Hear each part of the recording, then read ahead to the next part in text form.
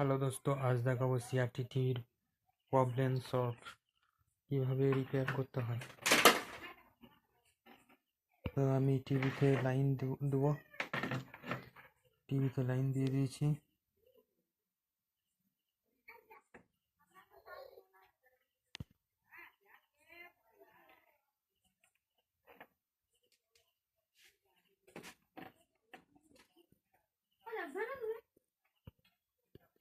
White problem, সাদা problem, picture tube সাদা। তো আমি এবার টিভিটা খুলে নেব। তো আমি বোর্ডটা খুলে নিয়েছি। বোর্ডটা বহুত পুরনো বোর্ড, বহুত পুরনো বোর্ড।